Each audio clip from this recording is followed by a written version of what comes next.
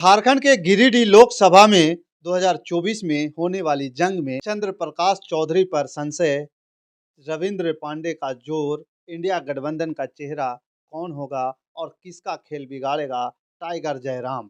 नमस्कार, मैं हूं पवन चंचल और आप देख रहे हैं जन जोश के साथ लोकसभा चुनावी यात्रा। और इस लोकसभा चुनावी यात्रा में आज हम बात करेंगे गिरिडीह लोकसभा की।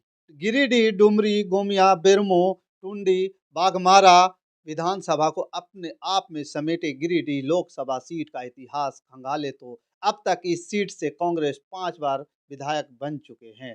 1952, 1967, 1971, 1980 और 1984 में अपने पंजे का दम दिखा चुकी है। तो इसके साथ ही भारतीय जनता पार्टी भी 5 बार 1996, 1998, 1999, 2009, 2014 में कमल खिलाने में कामयाब रही है। इसके विपरीत झामुमो 2 बार 1991 और 2004 अपने तीर कमान से विरोधियों को पस्त कर चुकी है।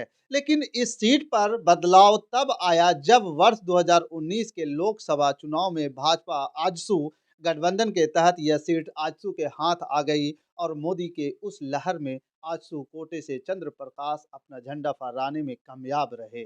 लेकिन 2024 को लेकर भाजपा और आजसू अलग-अलग अपनी राजनीतिक बिसात बिछाती नजर आने लगी है और चर्चा इस बात की है कि इस बार यहां से अब भाजपा अपना उम्मीदवार उतारने की तैयारी में है, जबकि आजसू को इसके बदले किसी और सीट को सौंपा जा सकता है और उसकी वजह चंद्र प्रकाश चौधरी को लेकर लोगों में नाराजगी की खबरें हैं। चर्चा यह भी है कि चंद्र प्रकाश चौधरी को इस बार आजसू हजारीबाग से मैदान में उतार सकती है, क्योंकि कमल की सवारी कर संसद भवन पहुंचे पूर्व वित्त मंत्री यशवंत सिंह के बेटे जयंत सिंह को इस बार टिकट कटने की कयास है।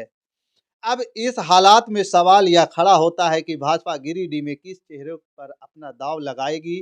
तो यहाँ याद रहे कि वर्ष 1996, 98, 99 और 2009 और 14 में इस सीट पर कमल का फूल खिलाने वाले रविंद्र कुमार पांडे अपनी दावेदारी तेज किए हुए हैं। स्वर्ण मतदाताओं में उनकी अच्छी पकड़ भी मानी जाती है, लेकिन बिहार में जातीय जनगणना का जो तूफान खड़ा हुआ है, दलित पिछड़ों की हिस्सेदारी भागीदारी का जो आंधी सामने आई है, इसके साथ ही जयराम जिस प्रकार से इस इलाके में बाहरी भीतरी विवाद को गर्म किए हैं, उस हालात में क्या भाजपा रविंद्र कुमार पांडे पर दांव लगाने का जोखिम उठाएगी, यह बड़ा सवाल है।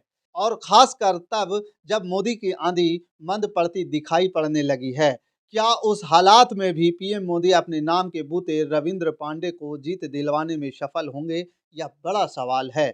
और यह कारण है कि बाघमारा विधायक ढुल्लू महतो की चर्चा में जोरों पर है और उनके पक्ष में सबसे बड़ी बात यह है कि एक तो वह स्थानीय विधायक हैं, दूसरी बात पिछड़ी जाति से हैं, खाँटी झारखंडी चेहरा हैं और इसके साथ ही स्थानीय लोगों में उनकी छवि रॉबिन हुड की है, जो हर सुख दुख में अपने लोगों के साथ खड़ा नजर आते हैं। लेकिन इसके साथ ही एक और नाम भी चर्चा में है, वह नाम है बोकारो से भाजपा विधायक विरेंची नारायण का।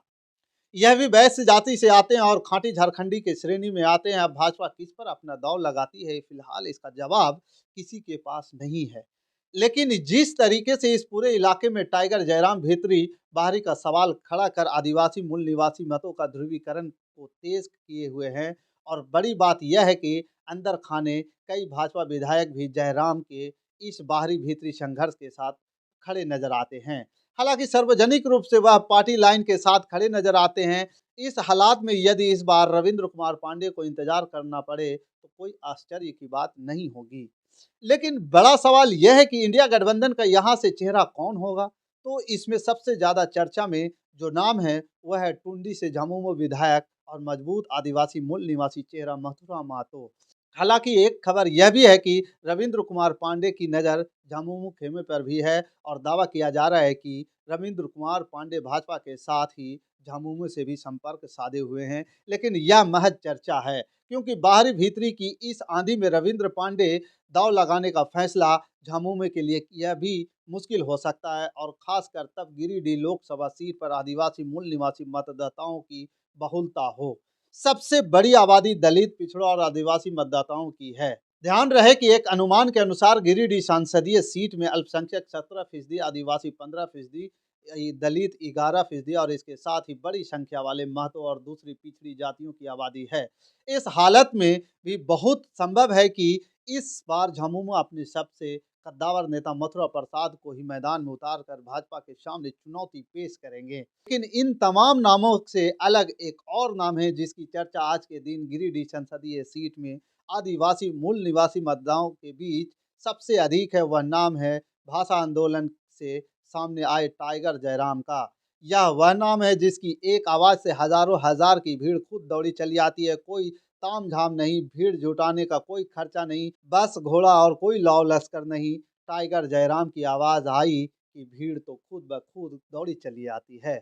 देखना होगा कि झारखंडी अस्मिता की जिस पहचान को लेकर टाइगर जयराम सियासी अखाड़े में एंट्री मारने की तैयारी में हैं, उसका अंजाम क्या होता है। लेकिन इतना तो साफ है कि इन सभी स्थापित सियासी दलों से आज भी उनकी लोकप्रियता लोगों के सिर पर चढ़कर बोल रहा है।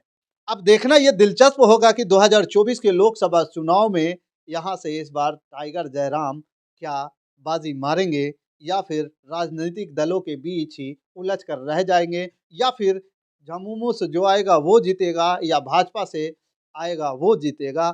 आप हमें कमेंट कर ज़रूर बताइए। हमारे साथ बने रहने के लिए धन्यवाद।